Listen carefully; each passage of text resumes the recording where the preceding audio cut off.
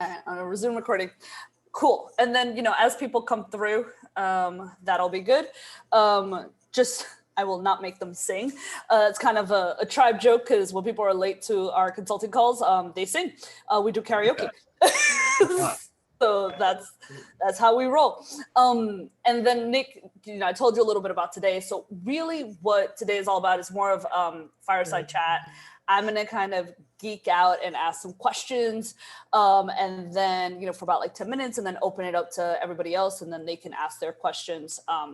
It's really kind of a great group because we're very open, we're super authentic, and the idea is to kind of get a view of, kind of like what is the future view for them, and for me as well as we're scaling, right? So how do we think through this? Because as you guys have all seen Nick's bio, we like Nick basically he's like a collector of agencies, is my current running joke, which is really awesome because you really, you kind of take a niche, you're like, can I grow this, from 1 to 1 million, get a CEO, kind of have it, rinse, wash, repeat. And you've done this. How many agencies do you have in the portfolio right now? Well, it's not, so there's only one agency. It's there's 12 businesses. 12 businesses. But yeah, I mean, that includes software, lead gen, e-commerce. Yes. And which is insane, right? Because most of these guys are, we're trying to grow to 1 million once. Right. So when you think about the businesses, it's like, it's pretty nuts. So I'm just going to dive right in if that's cool with everybody. Yeah. Yeah. Cool. All right. So I guess the main question, right, thinking about this is like, you have 12 businesses on the portfolio. Most people are just trying to manage one, right? So how do you make this, how do you create like repeatability in this success? Like, what do you think are the main, and I know we could probably talk for like, 20 days on this, but kind of high level bullets, like how do you make this so repeatable? I mean, delegation is the only answer, right? And then it's being strategic about the delegation. So one of my favorite things to do, and I do this with everybody that I work with, especially my business partners, and I have a lot of them. And it's something I think talked a little bit about, Juliana, which is the idea of, really sort of taking a deep, intimate look at where you're spending your time. So like recording everything you're spending your time on when you're sitting at your desk for a week. Obviously the larger the population of data, the larger your data set, the better, the more accurate. But if you just even do it for a week, like get a little booklet. You can't see my booklet here, but yeah, you get the idea. Yeah. Get a booklet, just write down what you're working on. It doesn't have to be anything formal. Like write down what the thing, and not even how much time you're spending on it, just what it is. What are you doing? Are you in a Zoom call? Are you doing deep work? Are you writing a blog post? Are you spending time on Twitter? Whatever it is you're doing, record that time. Then go back and categorize it into personal and professional.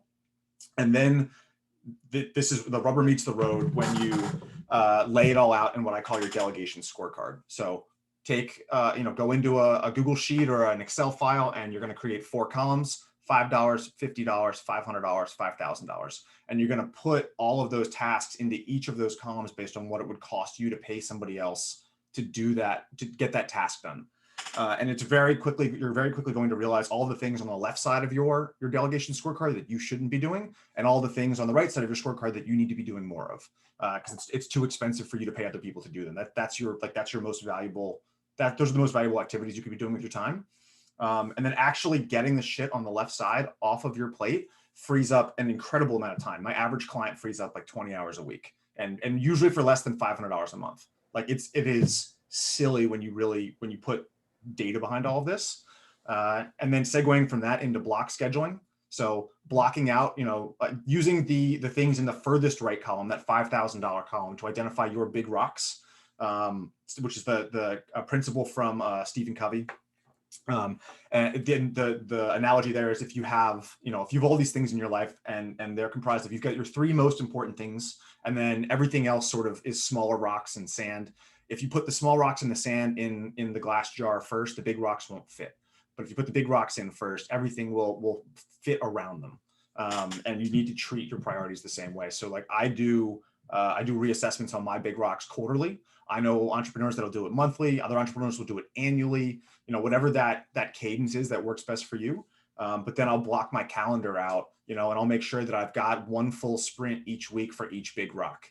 And once you start doing that, then you can back into my favorite exercise, which is doing your ideal day. Starting with I love that exercise. your ideal week and your ideal day. And the ideal week includes big rocks, and then your ideal day has that big rock time slot too. But doing that exercise, printing it out, I have mine framed, my current ideal day, and optimizing your life toward that. It's amazing how much, if you look back in even 3 months, it's amazing how far along you'll realize you've come to spending your days the way you want to be spending them. Oh, I love that. Yeah, and it's actually making me think, because we have an exercise called the grunt list, where I have people put the money, how much does this thing cost? And I'm like, screw that. I'm just gonna be 550, 100, 5,000. I'm just there's nothing in between. But no, that's such a good way to think about it, in terms of delegation. And then when you think about hiring a CEO, what do you look for? So it's been very specific experience. So the CEO at the agency, David, had built and sold 2 other agencies previously. He's in his early 50s. I got lucky with him more than anything, because the guy doesn't need the job. I think he misses working, and he's an operator. He is great at running the business, handling the day-to-day, managing the relationships with the clients and the team, the things that I'm A, not great at, and B, don't love doing. So I got very lucky in that sense, but it was also realizing what are my, characteristically, what are my strengths and weaknesses? It's I'm not a great people manager. I don't have a whole lot of empathy. It probably comes from being, whether it's ADHD or just being on the spectrum, which I'm pretty sure it's all the same thing at this point. It's just not something I love doing. And because I don't like it, I think I kind of suck at it. And so stop doing the things you don't like doing, and stop doing the things you're not good at. I think a lot of times it's hard for entrepreneurs to have that vulnerability and an inflection to be I'm really not great at this thing, so I need to find a way to not do the thing that I'm not great at. Yeah, absolutely. And having that kind of self-awareness around strengths and, delegating the weaknesses, I think is huge. Because it sounds like that's kind of really pivotal in what you've been doing in terms of your success. I think one of the biggest pieces of advice, I think, for any entrepreneur at any level is building a small group around you. And again, obviously now it'd be virtual, but putting together a mastermind. So I belong to one called NetCedo. It's $200 a month or something. And they build these individual CEDOs of 10 entrepreneurs, and they try to make sure that everybody's, the businesses are all non-competitive. And they focus them around geos, because we used to meet in person back before COVID, but now it's a little bit easier, obviously, with everybody being virtual. But the nicest part about that exercise is how structured it is. Every meeting starts with a 2-minute moment of silence, right? Just to bring awareness into I'm here, I'm intentionally here. And the meetings are 4 hours long. It's an entire half of a day once a month. But then you go through this very tight framework of everybody has 2 minutes to present an issue, and the team sort of votes. You give a self-assessment on your issue. I'm, and it's 0 to 5, 5 being the worst. This is my hair is on fire. I need help. They're almost always partnership, business ownership, equity management. It's almost always those types of things for the 5s, but you get a lot of 3s, and you'll go around. Everybody will, based on their score, will prioritize who speaks, and you're not allowed to give advice. That's also part of the framework. That's really amazing. All you can do is ask questions, and they've got a lot of very helpful suggested questions, but it's all about helping the entrepreneur sort of get out of their own way. And that exercise, at least for me, only really works if it's extremely structured. So having there's somebody who chairs the meeting, and it's a different person every time, and it's a very specific agenda. Everything is time bound. They use a timer. It's very regimented, so they get all the way through it. But those types of meetings with other entrepreneurs, especially if you try to put a group together of people who are at around the same size in terms of revenue and team, that's also really helpful. I've even realized being in the same industry does not is not as helpful as being the same size company. Because I feel like the problems, aside from like very industry specific problems, the problems tend to come at these very specific inflection points for revenue, right? Like you've got $10,000 a month. It's like, all right, shit, I'm just making enough money that I probably need to start hiring. Like I probably need to hire somebody or consider a partner. Then you've got 50 grand a month, 100, 250, 500, a million, like, but like those monthly revenue pieces, I feel like cause greater need for consistent change than growth of other things. Yeah, absolutely. Yeah, when we put our cohorts together, we try to do it like peer based because of those inflection points. So I feel good about that. Reinforcing that. And then before I want to ask two questions before I leave it off to the group. How, so you have these CEOs running these 12 businesses. Not all of them have CEOs yet. All of them.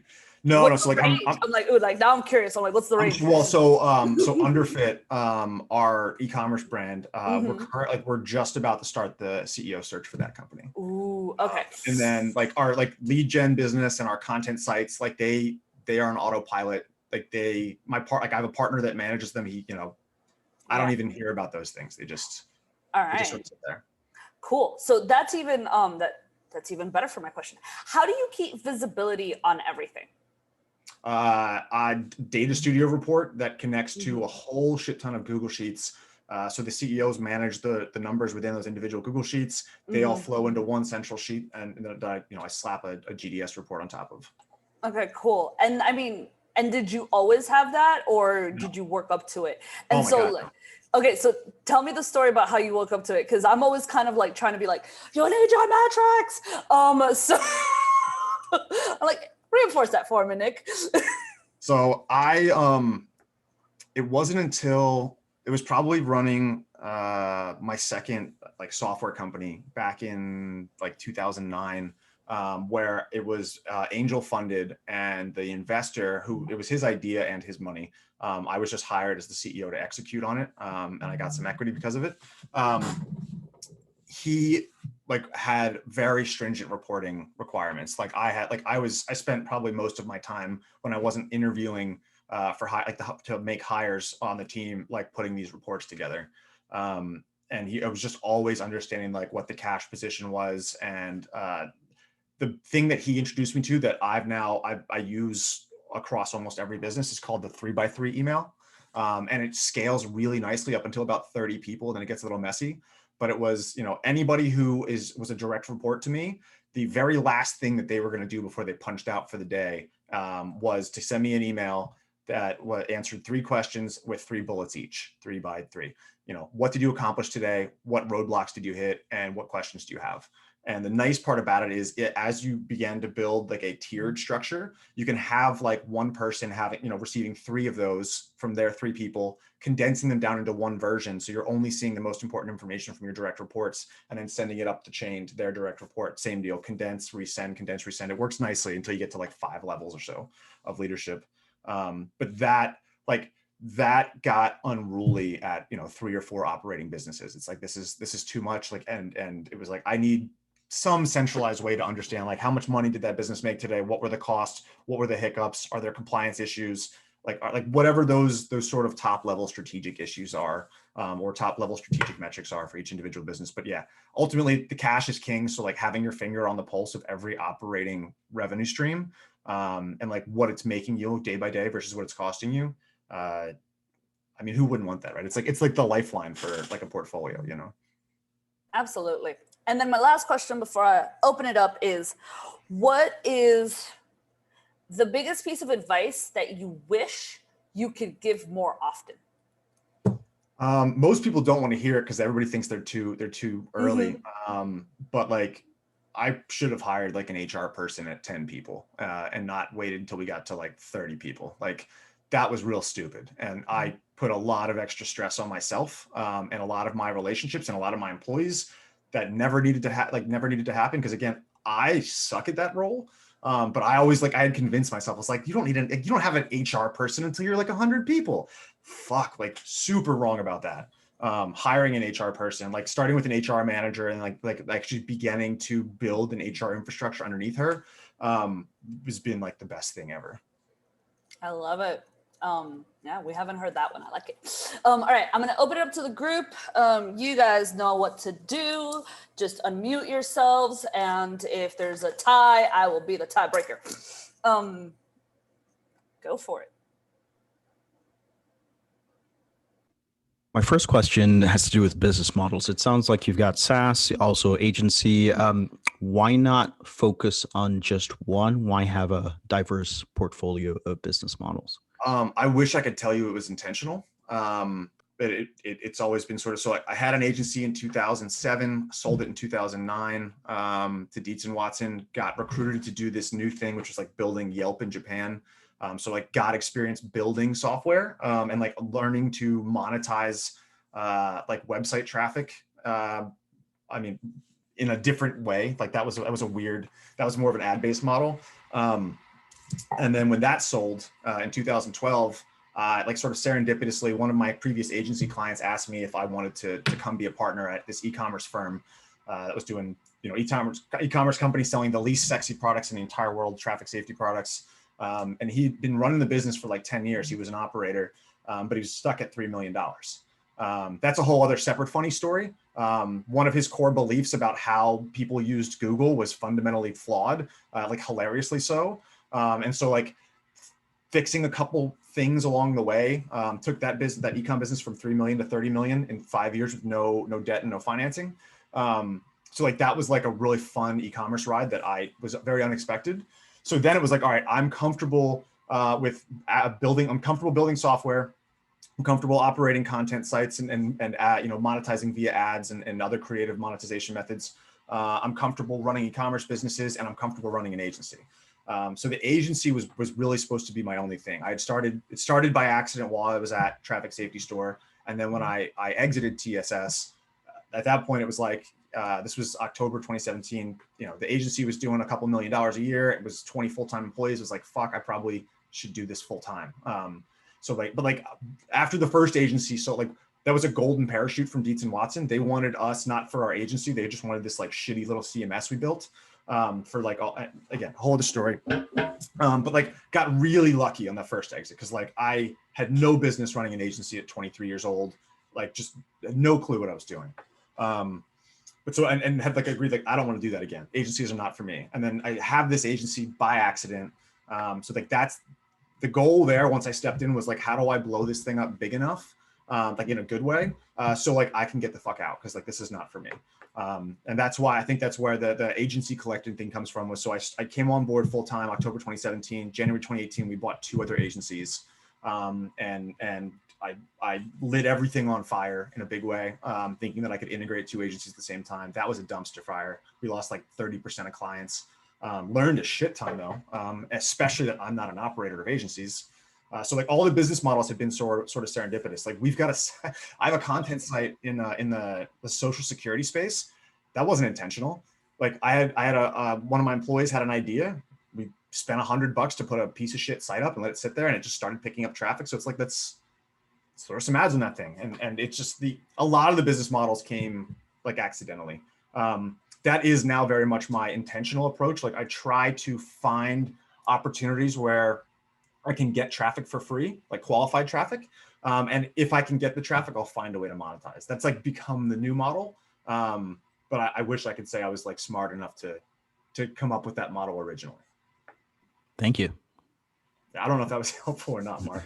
No, it was. It actually sparked another question, which was what's next? Do you see yourself staying with the existing business model, or is there something else that you're looking forward to transforming towards?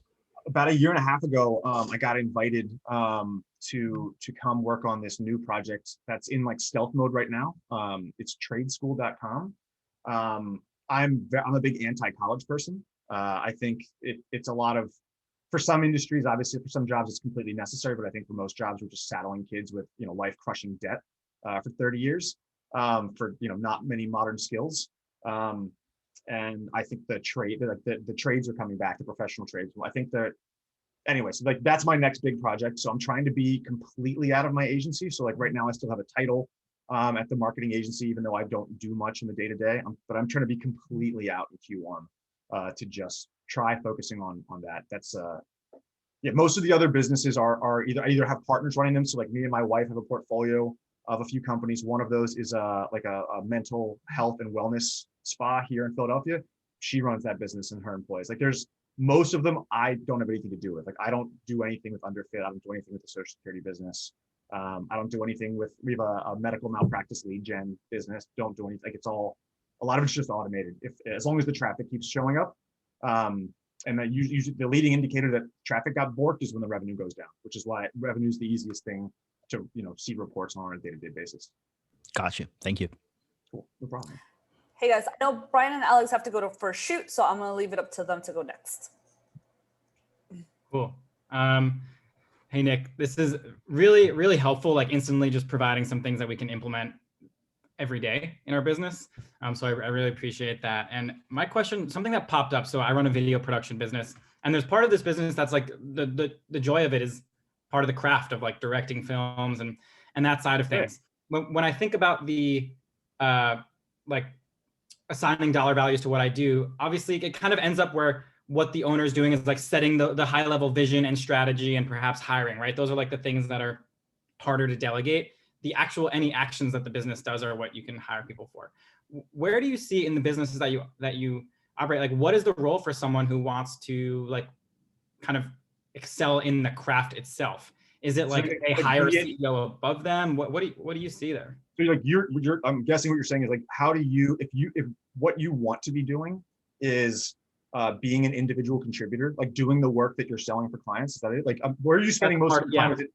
Are you writing? Are you directing? Are you editing? Like what are you in post?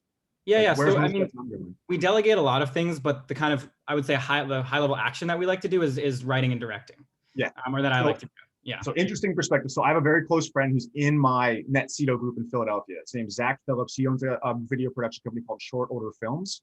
He had the same problem when I first joined this group like 2 years ago. And he's like, I'm the day-to-day, like he's the creative guy. He is a filmmaker through and through. He loves writing and directing. He hates editing, client management, business development, all of those things. So part of it was they productized a lot of their services. If you check out shortorder.co, like you'll see like they productized a lot of their services in a way that made it a lot more predictable. So he could begin to slice up and like start to allocate the things that he didn't want to be doing.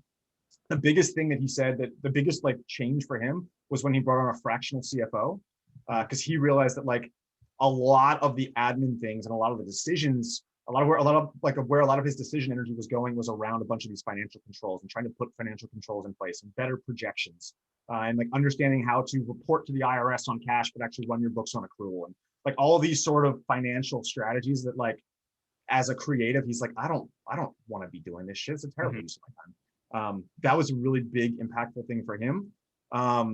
So if you were going to be an IC, yeah, like I think it would be like, do you have an operations person or do you have a partner that potentially runs the ops?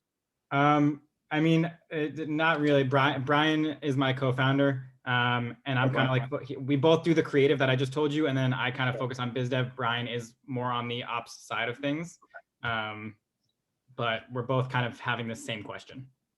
There's definitely, it's weird when I meet co-founders where the skill sets are the same.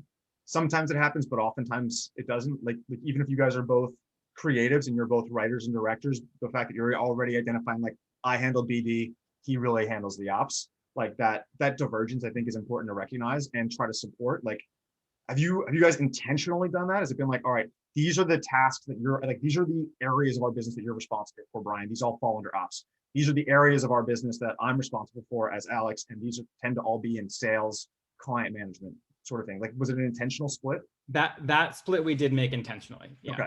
Is the plan, so like if you want to be doing more of the creative stuff, like if like the honing your craft as a creator, as a maker of these films, does Brian want that too for himself? Yeah. So it sounds like the first thing you guys are going to have to figure out is like, if you took all the BD stuff, you're probably not going to be able to stop doing for a while. BD is the hardest thing to move out of an agency. Like it's one of the biggest changes, I think. Like if you guys were a software company, sure, hire somebody else to do BD, to do, have somebody who handles lead gen or does appointment setting, and you have an SDR and the process is simple. Selling creative products, selling agency services definitely doesn't work that way. hiring for salespeople. I've made this mistake twice, and I've hired like senior, seasoned, like agency salespeople. One guy had like 10 years experience. We got 5. Neither of them made it more than 6 months. Like it's just, as the founder, you are almost always going to be the salesperson in an agency for a long time. Like until realistically, probably until you get to over 5 million, if that's your desire. So that's not realistic to have that taken off your plate, but to get like if you guys have enough stuff between you that in terms of like managing finance, managing components of the projects, like the actual sprints for the individual project timelines, managing client communications, chasing invoices, managing, depositing the checks, all of that, like admin, keep the lights on, make sure the trains run on time shit. If there's enough of that to justify a full-time hire, that would probably be the first place to start, would be to hire an ops person. You guys would, the very first part of that process, that would be making sure that you guys had like a bulleted list of each of the tasks that you would each be handing off to this person to try to estimate how much time. It'll also give you a general idea of what the cost would be, like where you would expect to be. For an agency ops person, you can usually get somebody with a few years of experience, depending on where you're located, for like 60 to 80 grand. Like it's not a super expensive hire. It doesn't have to be, but you'd be amazing at how impactful that can be if you put some of the controls in place too. Like you definitely would want to have an ops dashboard. So like that the number one role of an ops person in a professional services agency is managing resourcing, right? So like, what is your current resource utilization? Actually, and Julian, I'll provide it to you after this. I have a killer spreadsheet template. I know, I'm so excited to play with it. I will send you, well, that's the automated one, but I'll send you the non-automated one for free and you can give it to anybody who wants it. All right, cool.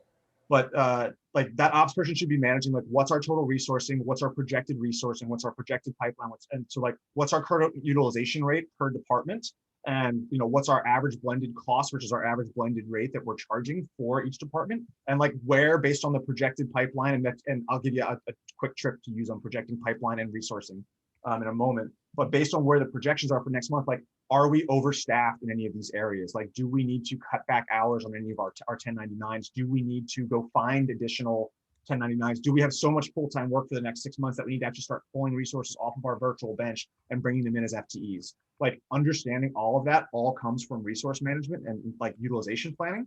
One of the easiest ways to run projections is to figure out your sales cycle. Most entrepreneurs are terrible at this. Great at sales, terrible at sales process. So like putting a sales process in place. So the easiest one to start with at an agency is a 10-step process, going from lead in to closed deal. And you can call them whatever you want, but using a 10% probability at each of those stages. And then knowing like, all right, we went from lead in to contact made to discovery call to qualified, you know, the budget qualified. At that point, we know that we have a 40% chance of closing this deal. So we're going to take the amount of that deal, whether monthly, project-based, whatever it is, and the amount of hours we know we're going to need to fulfill that deal, and we're going to multiply both of those by 0.4, and that is what we're going to include in our pro forma, in our projected pipeline and resourcing needs for the next month, time period, whatever that is. Maybe proposal made from qualified is 50%, and then with legal goes to 80%, and then closed deal is 100%. And it allows you to always have your finger on the pulse of not only what you believe you're going to be making in terms of selling those professional services and realized revenue, but then also what you are going to need from a resourcing perspective. And then closing your books at the end of the month is just going back through your projected pipeline, putting in all the actuals, and making sure your delta is constantly adjusted. So like you're constantly adjusting those probabilities so they become more and more accurate over time. And you'll get to a place where you'll be within 3%, like a 3% margin of error, you know, either over or under. And any professional services business that's operating healthy, so minimum healthy margin, 15%, that's very low. Most like the healthiest professional services businesses usually operate between 25 and 30%. But any business at even 15%, like you can be off by 3% and you're not going to have to fire people. You're not going to not be able to pay ownership 1 month. Any of the terrible shit that happens when cash and resource management is not like very tightly managed. All right. Well, thank you. Because I know you guys have to go. We have to go right now to a client call. That was phenomenally helpful. That was like that I'm going to be leaving here. This last half an hour was worth so many hours. Thank you so much, Nick. Awesome, guys. Thank you. Take care. Good luck. Bye, guys. Bye. Bye. All right. I didn't get a chance to tell him one of my investments right now is in a video editing company. So I'm literally like very familiar with the business model, like not the video production piece, but just the editing piece. And like, it's one of those things that if I owned a video production house right now, like I was starting a video production business, the very first thing I would do would be focus on building demand for rentals of my equipment, because it's such a large expense to invest in all that equipment, the lights, the cameras, the gimbals. Huge. Yeah, so like so much. So the company I invested in is a spin-off of a video production house. They have like $100,000 in equipment. And the very first thing was realizing that the easiest thing that they could productize was just the editing. And the nicest part about editing, right, is it's like, we know exactly what it costs to do an edit for these different types of videos. So we can build in their margin and use that margin to price their services. And then they can build training SOPs for how they use After Effects and all that shit. And they've just been pulling more and more editors out of like Cartagena and Medellin, because they're in the same time zone as Philadelphia, which is where these guys are located. And they're able to get great talent down there for 10, 20 bucks an hour. So it's been a really cool business to sort of be riding, because productizing professional services is hard, but there's these little buckets of opportunity you can find if you start tearing apart the numbers. Oh, that's amazing. Well, we need to talk about that, because I have family and colleagues and a bunch of people in Medellin and Cartagena. So yeah, if any of them do video editing, I would like to hire them. All right, cool. Other questions, guys?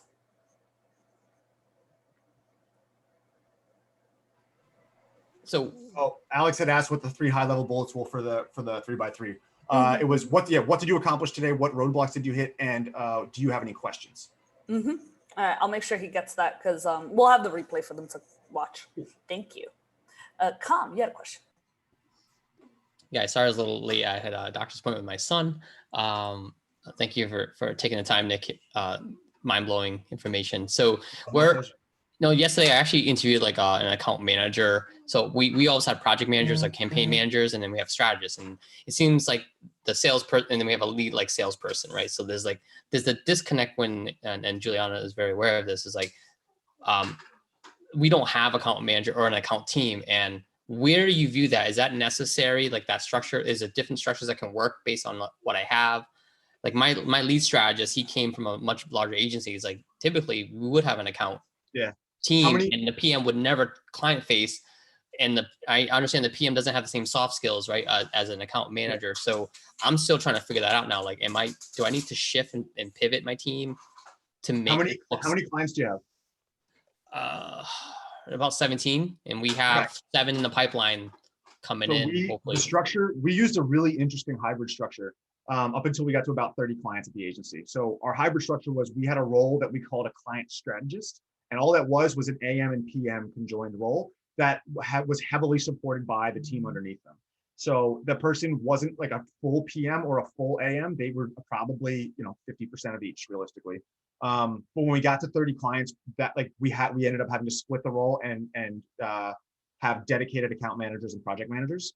But we also run a pod model, which is really interesting. So we've got our core services, which are 3 different departments, and then we've got ancillary and support services, which are our design and development and like QA.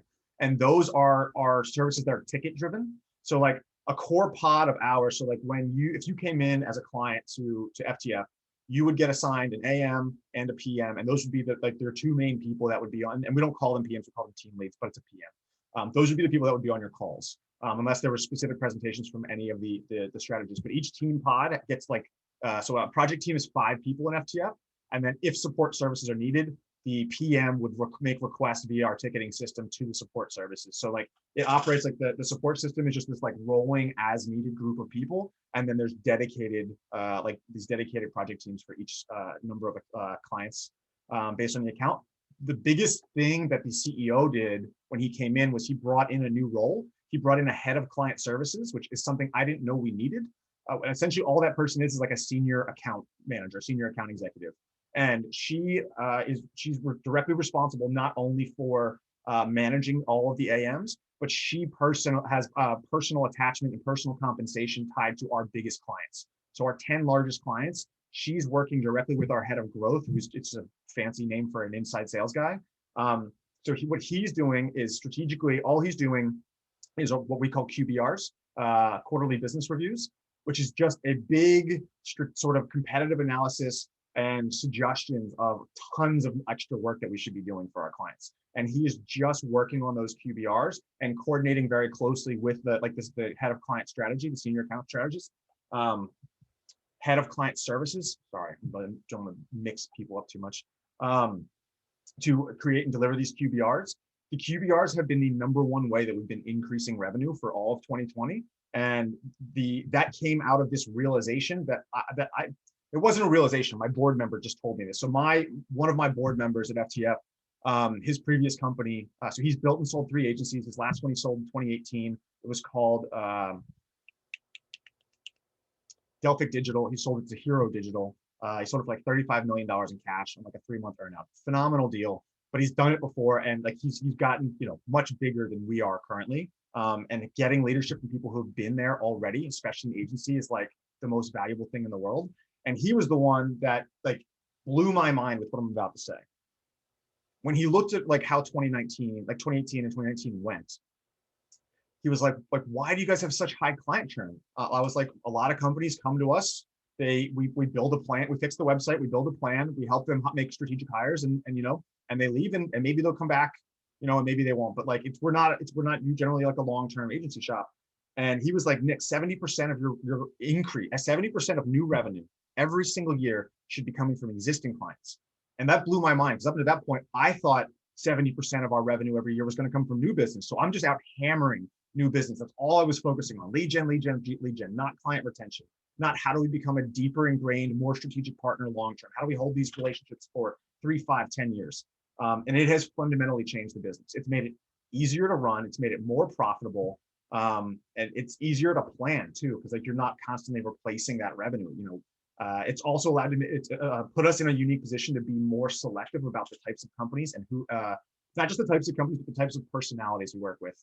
And like realizing that like, just because it's a great brand and a great project for our skill set, if there's not a culture fit between our team and our point of contact, that's caused enough issues so far that like, it's not worth, like there's no amount of money that's worth putting that level of stress on your team.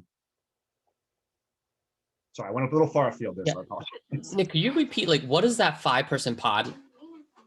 So we AM, right PM. now it's an AM and a PM. And then because of what our core services are around organic search, like around like traffic acquisition. So our core pods are content strategist, an analyst. So it's either an SEO analyst, specialist, strategist, depending on which level they are and like which compensation band they're in, but a dedicated SEO person and then an outreach person. And so those are the 3 core roles with an AM and a PM. And then the support services are like UX, engineering, analytics, design, all those other like sort of the services that are unlikely to be needed every single month, but will definitely be needed most likely for like individual sprints, just over time. Nick, do you happen to have like a high level org chart of what that looks like? Because I know most of my people are visual. They're gonna be like, how do we put that somewhere? I do. Let me. Yeah. And yeah, you know what? I'm doing a little screen share here. Hold on one second.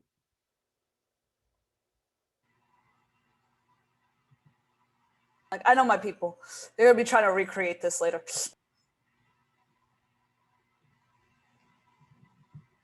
All right. Share screen. And I want this. All right. Can we see my screen? Yeah, good. All good. Okay.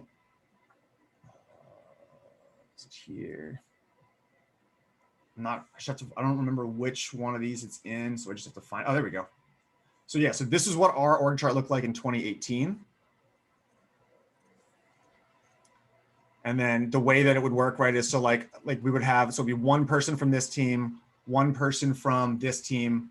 And then our outreach team is over, where's outreach? Client experience, content, social, divine. So outreach, it looks like outreach was not there yet. What's interesting though about this is, so that was 2018. Shit, hold on. Sorry, I closed the wrong tabs. The problem with having too many tabs. You are all good. Have you tried the Great Suspender? No. Oh, it's like one of my favorite Chrome extensions because it dims the tabs that you're not using, so it doesn't take up your CPU space. Interesting. So yeah, so this is and I don't have a current I don't have my 2020 in here yet. I should add it. But what was interesting was like this is mainly about like where we thought the team was going to end up going in like this is the one I created for 2019 in 2018, and then like where we actually ended up. And this doesn't show the team structure super well. And I'm trying to remember if I have a visualization of the actual team structure. Oh, that's cool. I mean, and if you find one later, you can always shoot it over. Yeah, I just feel like, did I not? Crap. No, looks like maybe not. All right, sorry about that. That was a fail. Cool. No, that's good. All right. Any other questions, guys? I feel like, Chris, you were pondering. No, I'm just thinking and taking a lot of notes. So, I mean, yeah, my pondering was because I got like a hybrid company where we've developed our own platform, our own lead gen CRM for medical. We've got a number of different subscription products, but then on the other side, we're doing web dev and SEO and online ad management. And it drives me kind of nuts because really where I want to be focusing all my time on our subscription products and our platform. I mean, we've literally invented a couple of badass SEO products, but what pays the bills are the web dev work that we bring in. So constantly, we're a small agency. We're probably right at 100,000 a month. And I've got maybe about 23 people. When you mentioned HR person, I just recently hired HR and she's on this call, as a matter of fact, and it changed everything. It's like, man, a huge load just off my shoulders, and really helpful in pulling the company together and helping me with like thinking about where we're going. But the big aha moment was like, and it's not really an aha moment, I've known it forever. And I think we found our way going into 2021 to kind of get away from all this custom services that we're providing and really stick with our subscription services. So it's not that I really have a question. I mean, are your 21 people all full time? Yeah. I mean, just based on very top level numbers, you seem very overstaffed for that revenue level. Yeah. Probably. Well, no, not at all. I mean, if you look at all the things that we get into, almost all my employees are overseas. Okay. My oldest employee has been with me 8 years, 9 years. General rule of thumb, though, for a healthy agency in terms of top line versus headcount is $135,000 to $185,000 in revenue per year per employee. Just generally speaking. And if you've got people, can you say that again? Yeah, so the general healthy range for like an agency, so a company selling professional services, where even if you're selling products, not hours, ultimately everything you sell, both in pricing and your cost as an agency, still backs into hours. It's all human capital, right? It's all production work. So where you want to aim to be in terms of a healthy agency, in terms of just the ratio between body count revenue, is 135,000, and it's between 135,000 as the base and 185,000 is sort of the max that you may hope to get to. Per person per year. Yeah, but if you looked at, I mean, all right, and I'm not going to question that. Again, if you're people overseas, you might have people where you might have 2 full-time people for the cost of 1 full-time person in the U.S. or even better, or even more than that, But we also have a pretty intense web hosting infrastructure that require. I mean, we're like the smallest, biggest company. I mean, when you look at just web dev. I've got 7 developers, 3 are back-end developers. Some are working on our platform, some are working on client projects. And we're also selling our services wholesale through a distribution channel. Is your ultimate goal, if, in a perfect world, would you only be running a SaaS business? Yeah. Yeah, because I need fewer people and I can sell it 10,000 times, obviously. That's our road to $100 million. So what's keeping you focused on the web dev business instead of you putting somebody else in charge of running that so you can just focus on growing the SaaS business? Having the money to be able to pay for it. I mean, traditionally, it's, we're just now kind of emerging from the whole cash flow struggle. And I mean, it's been a real battle. We sell our services probably below market rate because we resell them through a distribution channel. I mean, just the whole thing works. It's just, It's just been a lot of challenge, you know. Have you ever thought about buying another agency to potentially bring in the leadership without, you know, affecting the cost economics? I've yet to meet an agency that, you know, and I know that they're out there, right? We got 150,000 agencies in the United States. I mean, but I just don't get a lot of exposure to other agencies. This is the first time. Got a lot of respect for Com because I interacted with them, and it's nice for me to be able to see people that are smarter than me and that you know, that are actually in the grind and they're doing really well. I love that, but I don't get a lot of exposure to it, so I don't know what's really out there. I most of the ones that I do come across, they're shit. I mean, why? Yeah. You know, I've tried to outsource, it's just been a disaster. That's the only reason why I have my devs, my creative staff here, you know, with us. Where are you located, Chris? I'm out of Dallas. Nice. We got a lot of potential. Look, we got a lot of seeds, and I think we're starting to emerge and focus and really kind of fine tune things to where, you know, again, no doubt, if you looked at everything we're into, you're like, you guys are into way too fucking much stuff. You need to cut it down, stop it, or whatever. But all of it we do very, very well, and a lot of it, you know, we're going to transition out of. But a lot of the experience we got on the custom side, we've been able to invest in all our SaaS stuff. So I don't know, maybe it's worked out. Maybe it's made us somewhat unique. I don't know.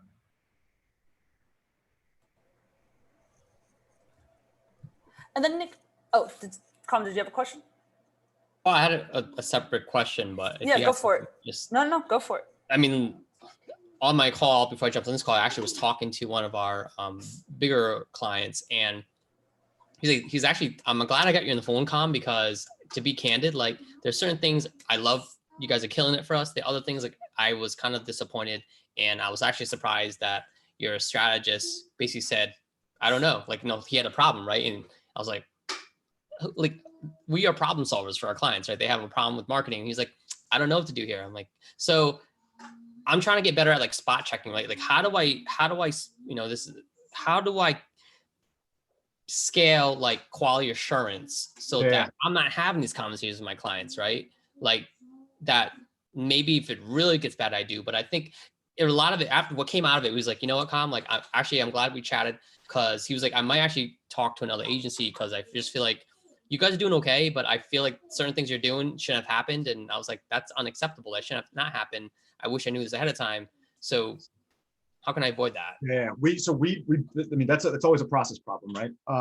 So our process for maintaining quality control is, so for each of our departments, we have a department head. That department head is not always a director. Director at FTF means that you're making six figures. But we've got like our head of outreach. He's the senior strategist within that department, but he's the head of the department. He's the most senior member of that department. Same with like our design department. It's a much smaller department. We don't have a director of design. We don't have a need for that level of leadership. So we've got, you know, a UI designer and a UX designer in there, but we've got one person who's been made the senior person. And so the way that it works is our senior people, our department heads, are generally not doing client work, or they're not doing as much client work as the rest of the members in their team and within their department. But part of one of their largest responsibilities is every single one of our deliverables, there's a secondary sign off. Like it has to be reviewed and approved by the person who is the subject matter expert internally, who's been made like the champion, like the chief person responsible for the departments and deliverables within that department. And that has cut down on clients being disappointed or being frustrated or upset, because you also have to realize, I mean, your client sounds incredible. 99% of clients will not tell you when they're angry, upset, disappointed. They'll just leave. So the fact that you got that feedback is super helpful. And it sounds like a relationship that you probably could salvage if you needed to. Yeah, we were actually looking at, so we're on this trend now. We want to standardize. So we have different strategists, and I lean on them, right? But we haven't standardized that to have it like, you know, my agency is called InThink. So I want to do it the InThink way, right? So if we have new strategists come in, this is what is expected, right? So there's consistency of quality. So it sounds like I have a guy's name is Jeff to do this role. So like he would run that like training, but also like that sign off to have that consistency. Is that how well documented are each of your individual processes that you guys like? So I mean, it sounds like you do digital marketing. Yep. So the nicest part about the digital marketing, right, is everything can be categorized as a deliverable. Everything is essentially deliverable. And like if you've read Clockwork, which everybody who, if you haven't read it, I don't care what you do, read Clockwork by Michael McCallowich, fantastic book. That idea, like he calls a QBR the queen bee role, but that similar idea of like figuring out like what your QBR is as a business. So like for most marketing agencies, that QBR is deliverables. And specifically to make it measurable, it's how many deliverables are scheduled to be delivered this week versus how many actually got delivered. And like you suddenly have a scoring mechanism for like knowing like, all right, we were at 90% this year, or 90% this week, or 95% this week. And that actually can be disseminated down into the individual level. So each individual person is going to have tasks they're assigned to each week that need to get done, and then they have to deliver them. And you can have those aggregated by department, and you can have that aggregated by the entire company. And you can suddenly get this North Star metric to know like, numerator and denominator. How happy are my clients? If the denominator is growing, the business is growing. If the denominator is shrinking, the business is shrinking, because like the more we're selling, the more deliverables should be due. Finding that metric, I think, is also super helpful. And then putting the people, like once we had that metric, it was like, all right, now we need to optimize for driving consistent improvement or maintaining a baseline of quality on that metric. So it's a known within our entire organization. Like if you're a department head and your department's QBR falls below 90% for the week, you're going to get asked about that at the department head meeting on Monday afternoon. Like there's going to have to be a reason, to know for putting those controls in place across your teams in ways that are objective and from a reporting standpoint is how I think you fix a lot of those quality control issues. Because you said QBR earlier, so you're saying the QBR is for the client, but also internal. Well, so this is where things get confusing, right? So before my CEO joined, QBR to us meant queen bee role, which is I took directly out of Clockwork. And it wasn't until reading Clockwork that I figured out what it was, like that was our North Star metric.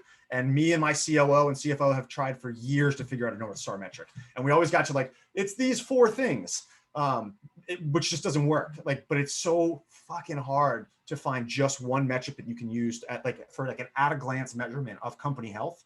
But for us, it was like realizing that it was deliverables, specifically deliverables over a period of time. When the CEO came in, he brought in the idea of QBR as quarterly business review, which is an internal, essentially like a roadmap that we do for free for our biggest clients to just upsell them and sell them additional services. But it's been wildly impactful. So we now have QBRs have 2 meanings in the company, which is confusing, but yeah, one's internal and one's external.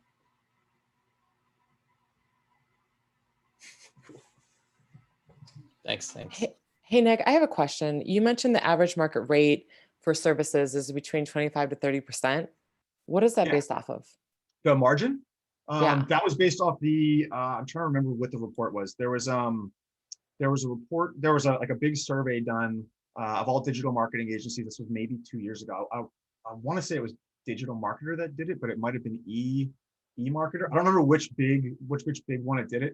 But that came out of it was like, the average professional services company makes between 20 and 25%. The healthiest ones are probably 25 to 30. I've got clients, though, I got to tell you, I've got clients operating digital marketing companies, 10 to 15 people that are operating at like 60% gross margins, like 40% net, like crazy margins. Because of how they're building these businesses. We don't. Our margins are closer to like 25% net at the marketing agency. But I also it wasn't always that way. Like I remember year 1 and 2 when it was 5 of us, it was like a 70% gross margin, and then starting to staff up because the growth was coming, but like not paying attention to resourcing. So I actually overstaffed us. So like we were very overstaffed. So like when not the CEO, but when my board, like when I first put my board together in 2020, beginning of 2019.